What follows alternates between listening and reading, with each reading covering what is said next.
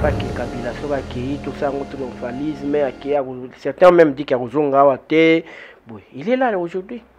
Afin de nae, bazwaki basola nyonso na kingakati ondambo azana bango, il vit, c'est normal.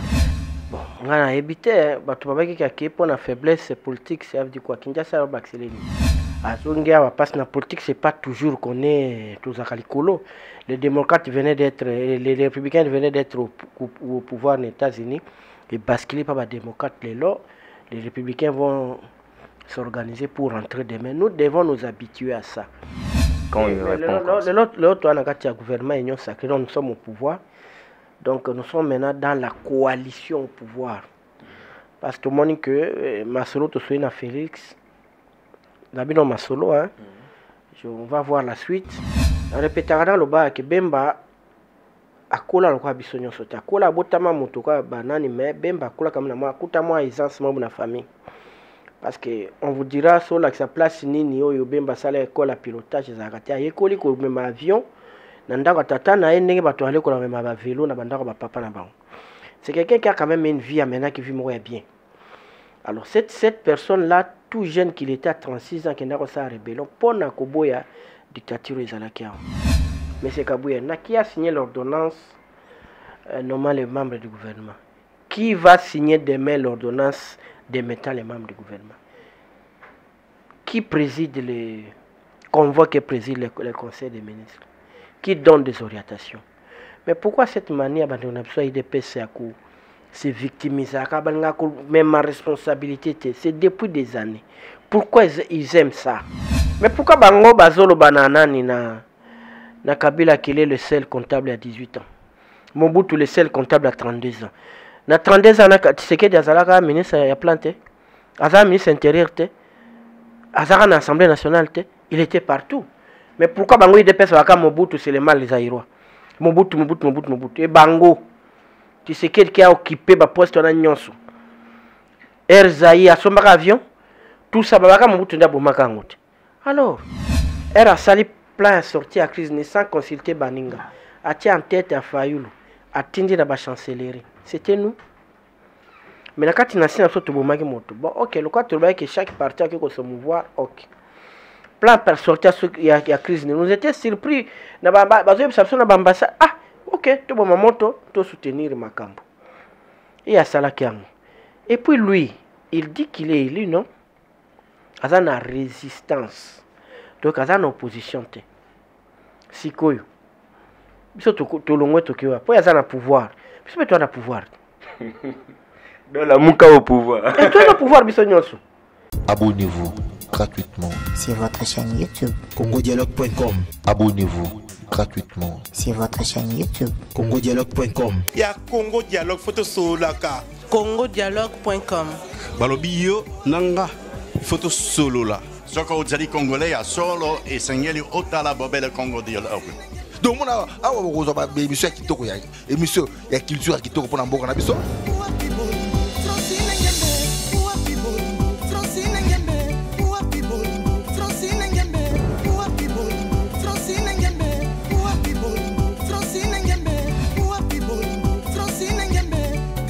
Maramba Bofrana ba Congo Dialogue, donc blague était donc vous s'abonner à Congo Dialogue. Quand on parle de Congo, on voit directement l'Issolo. Quand on parle de l'Issolo, on voit la dame. Ça dit que Madame Francine Ngembe, ça pour ça canon, yende mokonza masolo. Pas Francine Ngembe, donc deux fois te Maramba beaucoup donc. Congo Dialogue, ça c'est moi qui toko. Matondo mingi bandeko balanzi bino nyonso bozuli bakumala mo kolanda biso à travers Congo Dialogue to pesi bino mbote bisika nyonso oyo bokutami lelo masolo ya politique kaka ndenge actualité eza ko obligé to ye mbangu pona ko yebisa bino ki investiture ya gouvernement ezo sala malelo enfin après moi mikolo ebele oyo tozela ki yango lelo bah c'est mettre d'accord toko yambela bino maître Joe ngoto et longonaye to meka ko analyser sur certaines questions, notamment rencontre ya chef de l'État na ba député ya union sacrée ya mekaki ko solana bango momambo ebele to mekana ko fongwa ma place wana to yeba est-ce qu'il faut bakutana à tout moment lorsqu'il y a quelque chose et puis tout le bel investisseur en lelo yo bako s'entendre na nini parce qu'il faut abanda musala. Et en plus de cela, comme il est du MLC, il est vice-président, il y a interfédéral azawana comme communicateur amekapé ko expliquer biso parce que président national naye Jean-Pierre Bemba oti ko accorder interview na ba confrère na biso ya Jeune Afrique ouais mais il ça moi ba position na yep na ndenge ya makambo ezotambola. Maître Joey, bonjour. Bonjour Mengende Steve. Je suis habitué à plateau na yo. Vraiment. Ça ne me dérange pas, c'est très bien. Et puis, ma commentaire à bateau, ça va bien. Merci na confiance au ça, nangai na banalis nangai. Naza pré à Golande ya na mituna na yo. Aux après ya na mituna na ngai, Joseph Kabila de retour à Kinshasa. Et bien les pétro kaki qui exil, qui kachamata po azaki na position de faiblesse. Son retour est politique, et qui n'est normal, qui pouvait aussi circuler. Tout les années locaux et bébé qui va arranger siko. Bon, on a évité, tu vas dire qu'il y a une faiblesse politique, ça veut dire quoi? Kinshasa va accélérer. Non. Moi, je pense que c'est un monsieur qui a fait de Makambebele na Congo, na investissement bien privé naé. Il peut aussi demain se décider que faire na Mwanda, à qui n'est pas na Kisangani, à qui n'est pas wapi. Faut pas tout ça là Congo événement. Faut pas tout ça Congo événement, c'est quelqu'un qui circule. D'ailleurs, ça devait être une bonne chose qu'un ancien président circule librement na Congo. C'est quelque chose de positif. Parce que la politique, c'est pas toujours qu'on est tous à Calicolo. Les démocrates venaient d'être, les républicains venaient d'être au pouvoir aux États-Unis et basculer par les démocrates. Les républicains vont s'organiser pour rentrer demain. Nous devons nous habituer à ça. C'est pas que Kabila soit accueilli, tout ça, un triomphalisme, certains ont même dit qu'il y a il est là aujourd'hui. Afin de il vit, c'est normal. Demain aussi, Kabila, pardon, Félix aussi serait un ancien président. Un ex-président. À couper la place, à Kofanda. Ça, Kofanda, Pena, Kabea, Kwamanga, ceux qui peuvent appuyer, Moko Kaka. Et ça serait une vie normale. Il faut tous s'habituer, Nango. Tous s'habituer, Nango. On a compris que Joseph Kabila, Azana Kinshasa, mais mon pandi n'a épé, Makele les autres, Balobi, que 2023 ou rien, yé Aza candidat.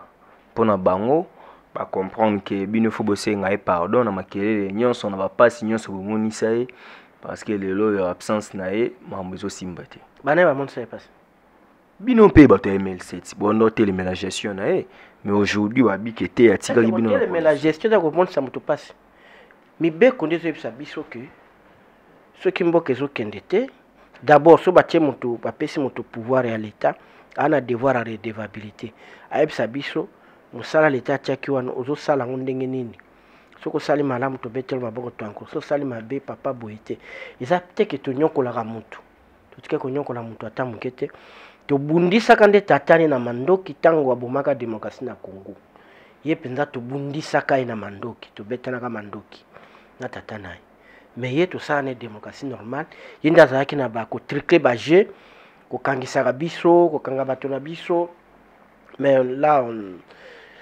ils ont qui j'ai ma baie, mais biso on n'entre pas là-dedans là-bas. Panzape bino po benda bino ba au cadre. Mais et puis le là c'est bien même ça. Ça ne servait à rien. Il faut qu'on fidélise bat non ba croire na makam na yo.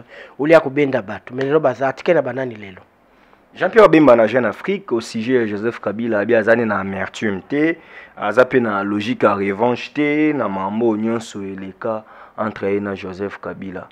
Eza bon, en fait, aux communicateurs, on a éclairé dans le bateau. Qu'est-ce qu'il voulait dire? Il voulait dire parce qu'on sait que le dossier pour Bakanga Bemba na CPI, ça a été monté ici à Kinshasa. Ils ont monté à Wa. Oui, Ene Nabino Moko, Kabe Apindi Passe à Limwape, c'est lui qui faisait des navettes à Bangui, avait monté ces dossiers. Donc c'est Kabila, dans le Bango Lelo, qui a financé, a fait tout pour Bakanga Bemba. 10 ans, ça l'a. C'est très grave. Tu sais que Kabila tindaka ba gère na ye ba takaka ye pendant qu'il était en réunion avec ba ambassadeur na nini babomaka hélicoptère na ye. Kabila tindaka ba soda ba attaquer Bemba pendant que ses enfants étaient à l'école. Bemba était sorti ici na char. Donc ça va makambo et ça qui après bakanga ba ex soda na ye ba komaki déjà ba FARDC bakanga ba mesu ba kufa na prison mesu lo ba bima paralysé tout ça donc ma bébélé à sala uniquement ka pona kobanga moto qui combattre démocratiquement te okomi ko sa banini belé. Alors de tout ça Bemba mon la revanche ça ne sert à rien. Azane homme d'état à prendre pétrole en prison, il ne peut pas passer son temps lobby sur la commis à l'oukaye à se venger contre Kabila. Il y a un sens qui il est allé jusqu'à manipuler la Cour constitutionnelle, la Cour rendre arrêt unique où vraiment ils ont désacralisé l'institution pour écarter. Tout ça nous ML, c'est parce que nous sommes les seuls partis au Congo parmi les 1000 autres sacs à fondement avec Dieu. Nous vaincrons. Donc, Bissoma et Kelika Nzambe, on ne passera pas notre temps à s'attaquer à bateau à ça avec Somabe. Nzambe a tracé Nzela naï. Parce que ben ennemi peut pas consacrer sur ça à Salomabe, mais azo aider de se former, ou se forger pour l'objet aussi belo Nzambe à pression. Peut-être lui pensait nous faire très mal, mais peut-être que à permettre Bissou ça guérir les Soumakas.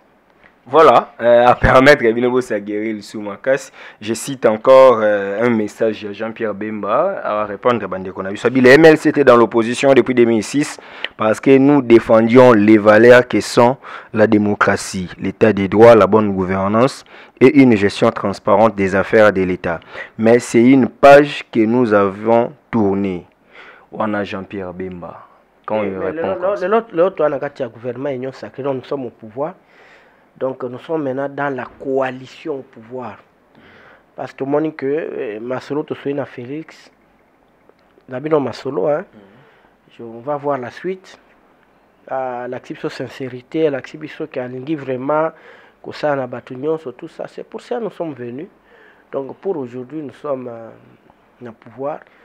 Les MLC compté parmi les partis au pouvoir. Donc Yango Bembalobé. Parce que oui, en 2013, c'est dialogue, même quand on a fait le Nini accord, il y a Saint-Sylvestre, parce qu'il y a un monde encore à bouer. Au fait, Bissot pendant Joseph Kabila, ma candidature pendant Némoté. Mais bah, Ebissa Bino bien que Bino peut faire partir à 18 ans, parce que transition, vous l'avez passé ensemble avec Joseph Kabila. Oui, bon, tu peux mais il faut que tu ailles voir dans 3 ans à Bissau, il y a 1+4 gestion à Bissau. Je n'ai jamais vu quelqu'un passer à la télé à fustiger marche et à Ecofin, dirigé dans Jean-Pierre Bemba.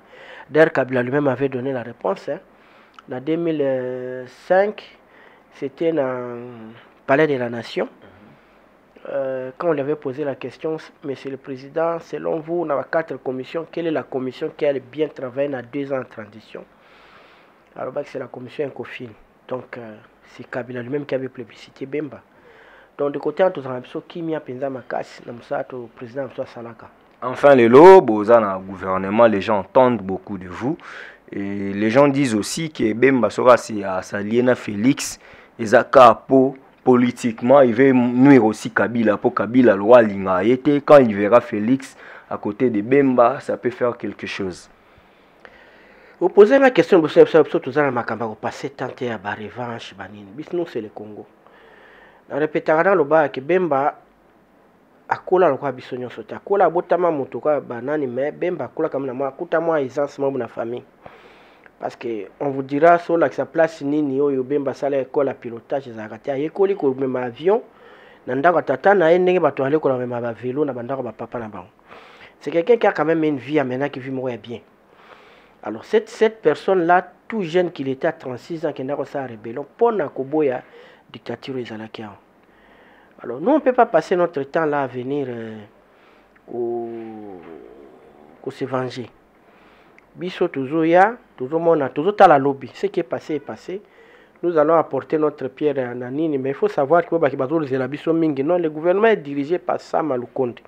C'est lui qui va donner aujourd'hui, tout à l'heure, le programme. Ou bien, tu continues à 4. Dans le secteur, on va couper donc environnement, santé. Vice-ministre de compté était parce qu'on dépend de titulaire, il y a deux ministères. On va juger selon le programme et le gouvernement. On peut adopter ce qui est sali mabé. Mais on ne va pas nous imputer ce gouvernement tomber ce que MLC pas tomber. Kabouya Lobaki, bino nyonso bokomi ba responsable. CG Kabouya, il y a IDPS. Aza clair. Abi IDPS aza yemoko responsable. Il a travaillé 2 ans à FCC Cash. A d'autres travailler reste na MLC, FDC, INC, bino nyonso wana boza wana na ensemble. Boza ba responsable parce que mambo boloba ki trop mais sko bino nde bokomi mpe na musala. Nana signé qui ordonnance et nommé gouvernement. Monsieur Kabouya, qui a signé l'ordonnance nommant les membres du gouvernement? Qui va signer demain l'ordonnance démettant les membres du gouvernement? Qui préside les convois qui préside le conseil des ministres? Qui donne des orientations? Mais pourquoi cette manière se victimiser, même ma responsabilité, c'est depuis des années. Pourquoi ils aiment ça? Pourquoi? Gouvernement de Joseph Abengi, au moins, c'est quand même bizarre. Hein? Le gouvernement qui vient de passer au Ilukambasa, de l'autre côté, il a échoué. Mais comment on a Fatih Béton à réussir? Oh, le président ne fait rien, c'est le gouvernement. Alors maintenant, là, on ne comprend pas. On ne comprend pas. Moi, je ne sais pas si je suis un peu sur tout téléma, il y a un sacré en tout téléma, bon, moi, c'est pas normal. C'est lui le président, c'est le seul comptable. Mais pourquoi Bango Bazolo Bananani na Kabila qu'il est le seul comptable à 18 ans? Mobutu le seul comptable à 32 ans. Na 32 ans, c'est que Diazalaka ministre a planté. Azara ministre intérieur, Azara na Assemblée nationale, il était partout. Mais pourquoi Bango IDPS Waka Mobutu c'est le mal des Aïrois? Mobutu. Et Bango, tu sais qui a occupé le poste de Nyonso. Erzaï a son avion, tout ça, Mobutu n'a pas de. Alors, mais qui soit responsable? Hein? Qui soit responsable? Mais il faut pas tout ça, va meeting, comme la Massanga. Comme la Massanga, comme la Massanga, dans le rapport, nini. Oui, je dérange rien, mon gars, au Kolo, bien té. Peut-être qu'il y a mais là qui mais quand même ma comme si faut le baron penanzela. C'est ce que dit Tulombo qui sera le responsable. C'est son gouvernement, non? Ok, je vais finir avec les propos du président national Jean-Pierre Bemba à propos de la Mouka. Pour nous aussi maintenant nous rencontre il y a président de la République, n'a député et plutôt chité l'investiture. Jean-Pierre Bemba qui condamne les actes de Martin Fayoulou, il y a Kolongoli Sabango Kabongo. Selon lui, il y a violé les règles. Il dit que Martin Fayoulou a bien violé les règles pour que la bango na la mukate, bango baebi que coordonnateur est Moïse Katumbi. Moni bande kolelo même na ba réseaux sociaux comme kotambola ke la muke kabwani et comme BCBG na maison mère, koto yo bazo benda, koto yo pe maison mère ezali. Lelo yo est-ce que beaucoup tika la muka ngote? Tika la muka ndeni. Président Eli a moni que bino bo trahir Kora pour bino bo koti na gouvernance boza sous nos positions té. Asali mabe. Non, mais peut-être moni biso net na MLC Tulingi la saleté comme ça parce qu'on a vraiment porté Fayoulou. On l'a porté vraiment de cœur. Ti ndenge ponanga na lobiso NM fana devant caméra na bien na lona gouvernement. C'est que c'est lui qui avait gagné. Mais le président Fayoulou a eu une charte, comment il part que mon cas Kolongola Moninga. Ce qui vraiment, Kokota n'est comme Soussou, il y a que l'on a union sacrée, pardon à la Mouka, c'est qu'il y a l'ongwaka Kala. Parce qu'il y a Salaka dynamique, il y a sorti à crise. À Salaka Ngote. Bino bozalaka bokufraka ngo. Ouais, ça se passe. C'est qu'il y a l'ongwaka. N'est-ce pas? Tout ce qu'il fait avec l'Isanga. Isoko. Tout le monde qui elle a sali plein sorti à crise sans consulter Baninga. A tient en tête à Fayoulou. A tindi la chancellerie. C'était nous. Mais quand tu n'as pas de moto, bon, ok, le cas tu vois que chaque parti a que se mouvoir, ok. Plan par sortir il y a crise. Nous étions surpris. Ah, ok, tu as ma moto, tu soutenir ma camp. Et à Salakiang. Et puis lui, il dit qu'il est élu, non? Il a une résistance. Donc, il a une opposition. Si quoi? Surtout, tu as le pouvoir. Tu as le pouvoir. Dans la mouka au pouvoir. Et toi, le pouvoir, Bissonyosu. Ah, mais oui, lui est au pouvoir. Alors, le président élu, ils ont zangaye kaka soki ce qui est dans le Imperium, il y a aussi la résistance. Il a pouvoir, ça même un gouvernement à Bibliane, ils ont sauté. Bon, Bissonyosu, tout ça a pouvoir, on a une sacrée. Atika biloko wana ya kulongola baninga ndenge aboto baninga msusu dynamique opposition banini on sait les devoirs de mémoire hein moni o aboto la force acquise au changement aboto la dynamique de l'opposition azo obligé biso to loba pour ba mabe bandaki dès le départ 2019 ka pante comme na mois de mai atindi déjà plan sorti à crise ne surtout bango 2 mois après ça ebisa baninga o alobaki que Fati reste président nini yeba pesa ye tête ya nini ona ya ba réforme donc andemaki déjà Fati avant biso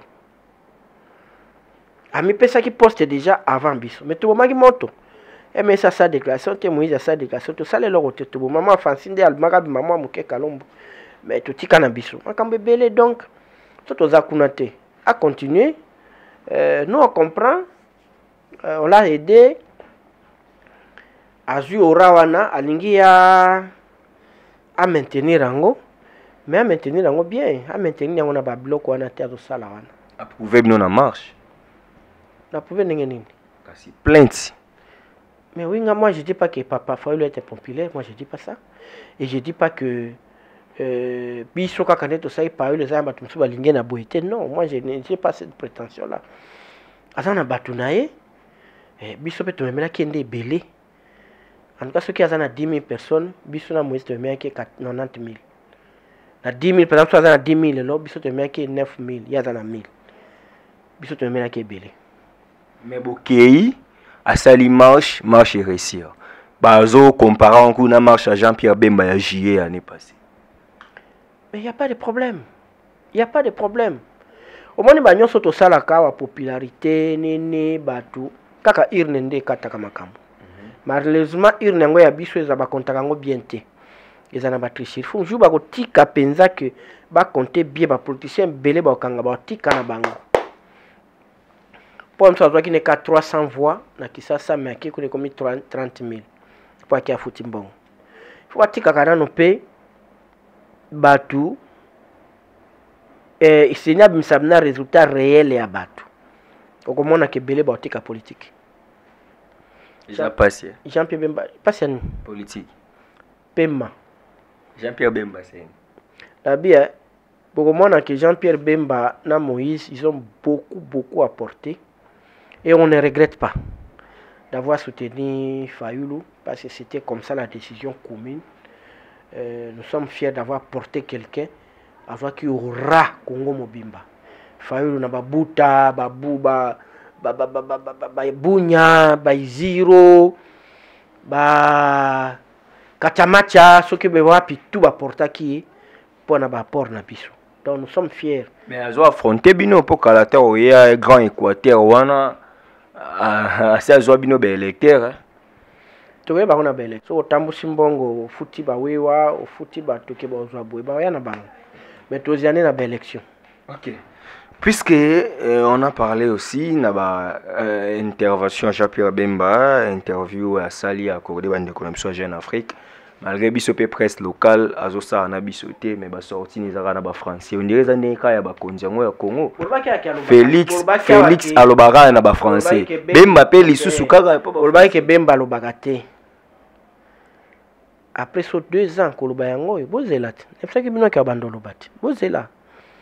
Peut-être que master na baye basuli na yakolo bana bino dela azana ba organda ala sona transir radio na Congo disséminé à travers Congo azana ba chaîne de télévision il va parler on néglige binote après ça musana ba jeune congolais après ça bimise belé na ba radio en sala nauti game na radio na Bujala, radio na Wakawa, radio na Gbado, ba radio ça partout ba Bikoro, ba nini na ba radio na ou ba jeune ba zumi ça ba zo apprendre ba do sale.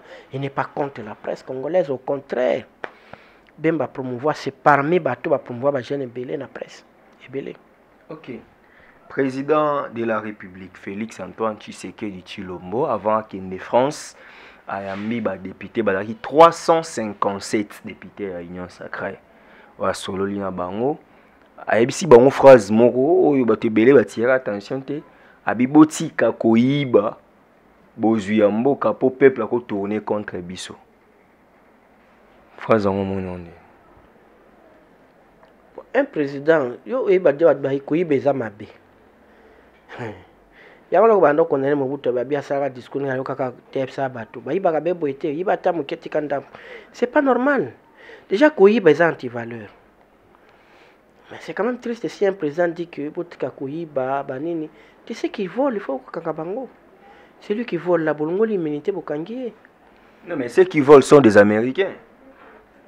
Alors bien les Américains. Non, les lots quand même, on a compris qu'il y a des ministres en fonction en RDC, mais qu'ils ont des nationalités américaines.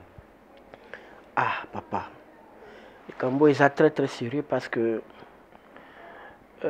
tout ça trop regardant parce que moi nimboka chaque citoyen une fois n'aime le bakana conclure kanango na lobana 4 lelo so on doit s'amener ça le vecteur à développement akoboya ba anti-valeur akobanda ko dénoncer ba mabe bani biso tout nous connaissons nos frères nos sœurs banani ba frères na biso baza canadien mayawa asesika de lecteur azo gérer moi sina bana bazakuna mais quand ils viennent ici abi que pays ne zakuna awa eloko ezate aya mercenaire aya ko lukambongo.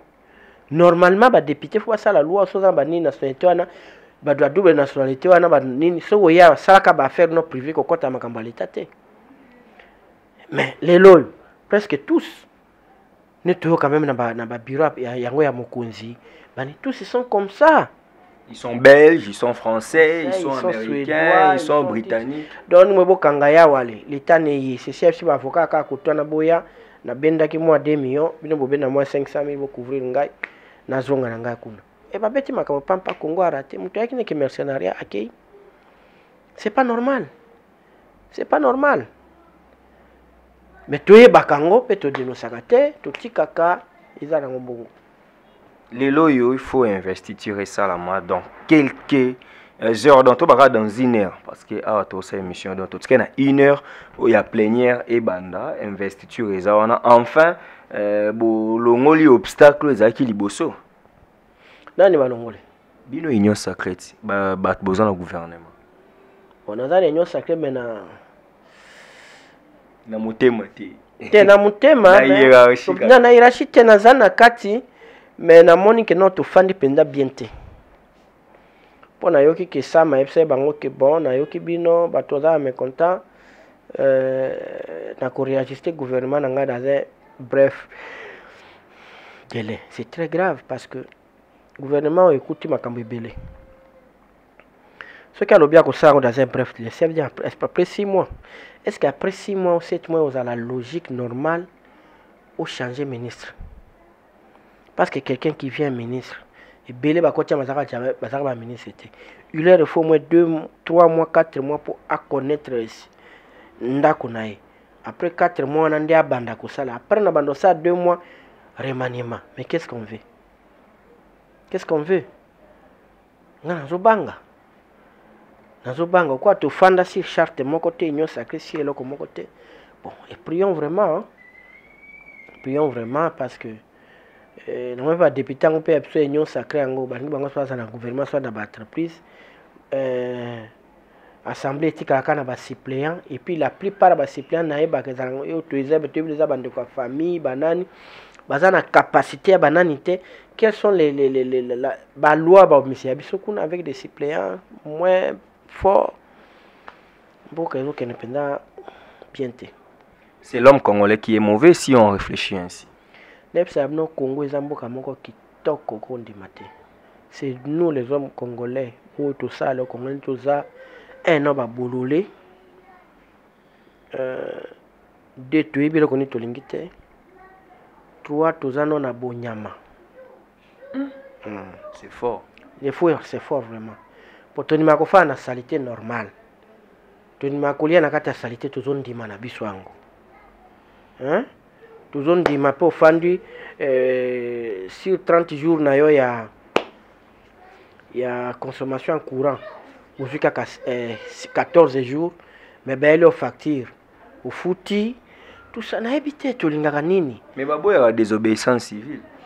Est-ce que désobéir parce que tu as un contrat dans l'État, quelqu'un dans les entreprises non a rempli contrat, l'inexécution à contrat d'une partie, ça appelle quoi? Rupture, non? Alors, nous avons salté dans le foot. Bon, tous les gens qui ont limité, est-ce que Congo est là? Est-ce que le chef de l'État Ninga Zawana a comme ça en 2030 ne Congo est là? Rien. Or, baninga basala ka plan boti ata 2040. Matata sala kangoti. Asala de ces horizons 2030. Normalement, il faut pas intégrer ngo. Il faut tuer que le loto ko banda wa Lubumbashi tika sumbalesa na mutuka. Ata na moto. Bon. Comme les asoki 2000 km au Kenya malin. Batan ka moto ya azana Congo na 2029. A rouler na véhicule. Biso to sali bato sala wati mais en tout cas quelqu'un en 2029 a roulé na véhicule à Lubumbashi. Nous avons Lubumbashi a roulé ti Bunya. To sali projection côté santé to yebi que en tout cas muto à part opération de bato do futa. To ko kende bo. Donc to ça na plan mon côté. Nous marchons comme ça. Ozoka le loyo inyo sakezo kota. Mais à côté ba sebino programme ti les gelou. Ti les gelou na luki yango na programme na budget na luki wasa votaki ezate. Siko ezawa na yendenge nini? Urgence extrême. Urgence ko pesa gouvernement kakate. Yo président c'est ça l'urgence té? On est ti les gelou on suit tout hein? Non, et suite parce que tout ce que ça l'exemple malheureux na 100 jours avec Amere en dehors du gouvernement. Quand cela a voulu réajuster ça comme ça on a dit ben mon boulot. Mais ce que tu les gens ont peur que ya ministre infrastructure heureusement azaï de pes bien que ça monte bakoto kuna bazoro mulai. Azaï de pes un mercenaire il de pes. Hein? Botier mercenaire d'infrastructure. Il de pes pour l'ongwe ba na bino. Botier mercenaire. Bon. Le coup les aïe peut-être à intégrer au sein moins de bruit. Mais ce n'est pas normal. Ce n'est pas normal. Donc macadamiser la terre jaune, na bampasa kuna. Oui, ça même 1200 km d'asphaltage na Kinshasa, c'est une bonne chose. Mais ça manaka de gouvernement, nous voulons que soit présent dans la urgence na yo. Il n'a pas qui est le chef de gouvernement. Yenda ko benga lobi bon. Voici mes priorités. Papa, Samalukoni, soyez dans 6 mois, na moni à taba débit à ninité, non retiré aux confiance. C'est lui. Mais ce qui a sali en côté. Désolé. Voilà. Terminé la émission. MLC, vous avez l'environnement. Vous avez le ministère, vous avez la vice-primature, vous avez la santé. On dirait parce que vous avez pas mal critiqué la gestion de la Covid, mais on dirait la touche pour MLC Boyeka wana kota ba problème. Ils ont touché tout qui tout ça l'état de lieu, ministre ça l'état de lieu à Kolbanini à Kouti. Il peut ba mire mbungani ba bien na MLC. Son tabia bien mbungani na MLC ta ndoki. Mbungana bato a première heure mais na poto parce que parti bato beba bakate to bandi rébellion fallait que ça peine ba relais na poto ba kotsa makamna na ba bureau kunat. Mbungana était là, Mbungana était notre chancelier na Anvers ya RDC na compte biso to tinda il fallait que pesa ba quota na ya biso na Anvers na 1+4 et à tout le temps durant les 10 ans ya Bemba. Dans la haie, c'est lui qui communiquait dans la presse nyonso. Et ça, il y a kilolo. Comment on va faire biété? Finalement, quand il y a un bâton, on a parti à Ningini. On a dit à Tumbi Pne, à quelle marche na triomphal, à Zugaz. Après, Tumbi au Zugaz, au Zongo Salni. Dans mon cas, bousculé, commis, puis à bousculé, moni, premier ministre allemand amoni boye a plaidé kanabino bango kuna pe ba benye Kabila ba bête soko sali boye tout ça entre celui-là na yo muto saki pine police abenga no zongi na muto akia bundi na ba parlement européen ba nini ba kwesi ba sanction à Kabila bangi ou bien nini qui a fait plus il faut baye ba kombeza na bandenge belé tozali awa bango na biso azobunda na masasi kuna na nini no siko baloba nini ka bango monde basali ya Congo biso te non bango bazala baponi kobunda na arme bansu bapoli kobunda na kosesa bandeko na bakutuba bango tonga bansu baponi kosala banzela malamu c'est tous nous sommes dans l'ensemble. Faut pas dire que parce que oh ya sali boye yenda bundaka tumbaka pine et puis il dépasse ngo là normalement batum sol comme ça to bunda 37 ans moi dans 32 ans. Et moi dans 32 ans. Mais ba bunda 37 ans yé dans 32 ans. Abunda 37 ans mais vraiment on va comprendre 37 ans lit mais moi dans 32 ans. Solo on a 2 ans pouvoir c'est à 30 ans. Président a ina bango. Il a si c'est 43 ans. C'est 42 ans, c'est 44 ans. Mais 37 ans d'élite, il y a Zaki Nachinin. Quand les autres la combattaient. Vous voyez un peu. Il faut que vous ayez un peu de modération. Tu as moins modération. Hein? Bakabou, ils ont quel âge? Il faut que vous ayez modération. Et nous sommes venus bénéficier de notre travail à Bantumsou Bazali. Tout ça, c'est que quand on a 4 bisous, peut-être si on a combattu. Là, tu as MLC rebandi en 2003. Ah, au Kubunda Nini. Ni Kabila le père Azalaki. Tu vois quand on a MLC comme il pense baye 2003 faut dire la vérité bana 98 Azalaki te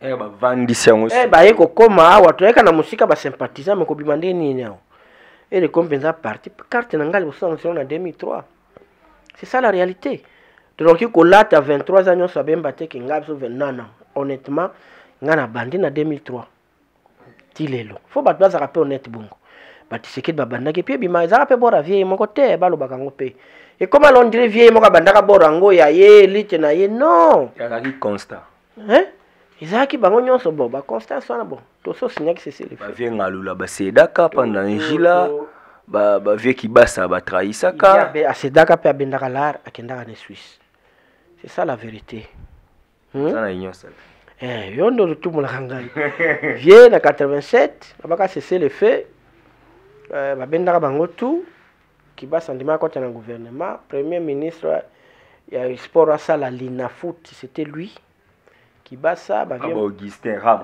ba vieux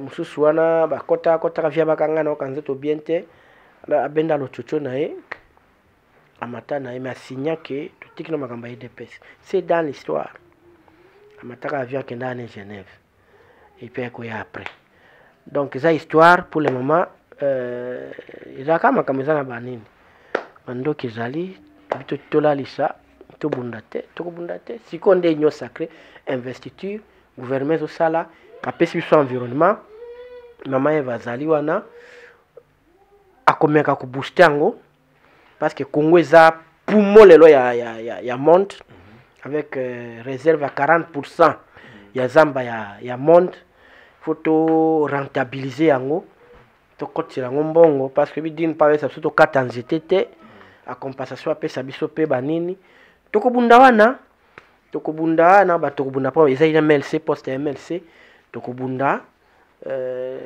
na ndenge président ko tracer le biso na premier ministre tokosala makambo na ndenge na biso moko te mokolo MLC kokoma na pouvoir oyebemba président aza na majorité na ye le tokosala politique na biso pour le moment tosali kizubazuba tosangisi biso nyonso tosangisi maele tosala kizubazuba pour to soutenir parce que pe bato ashina rambo bando ma biso kolo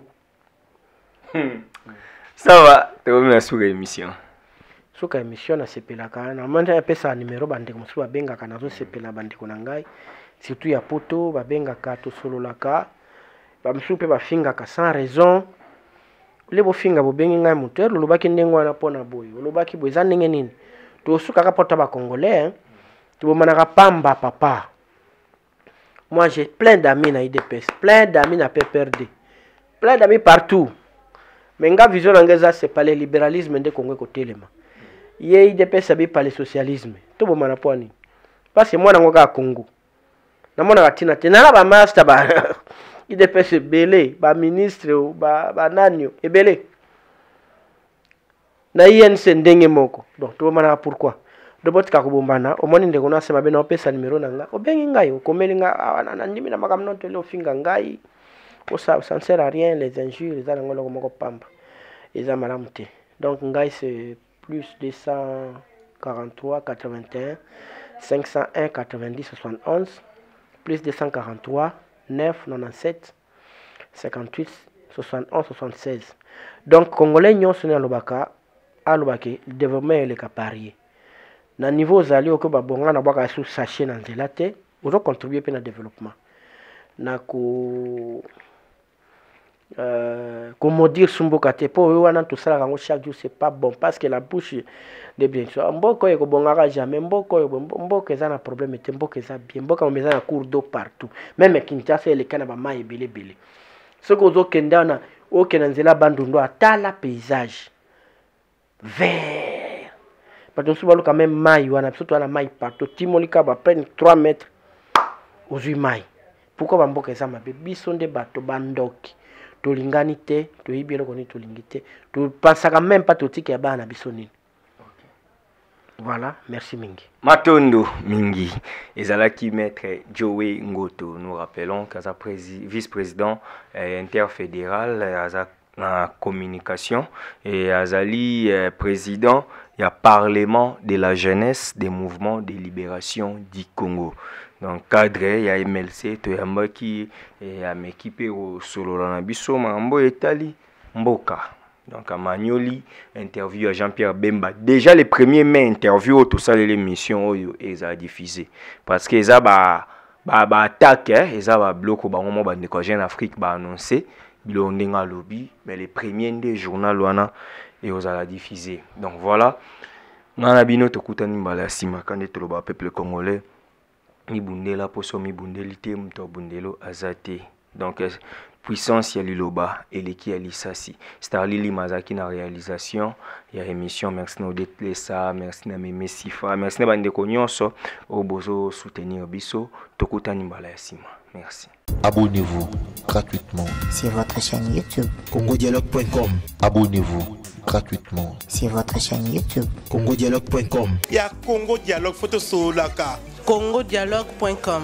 balobi yo nanga photo solo la soko ozali congolais ya solo esengeli otala bobele Congo Dialogue. Donc mona awa bokozwa ba émission ya kitoko ya émission ya culture ya kitoko pona mboka na biso.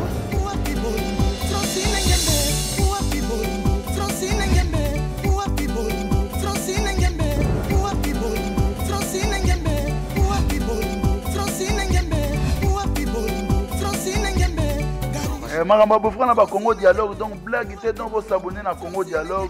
Quand on parle de Congo, on voit directement les solos. Quand on parle de les solos, on voit la dame. Ça dit que Madame Francine Ngembe, ça pour ça canon, yende mokonza masolo. Pas Francine Ngembe, donc deux fois te mamba beaucoup donc. Congo Dialogue, ça c'est moi kitoko.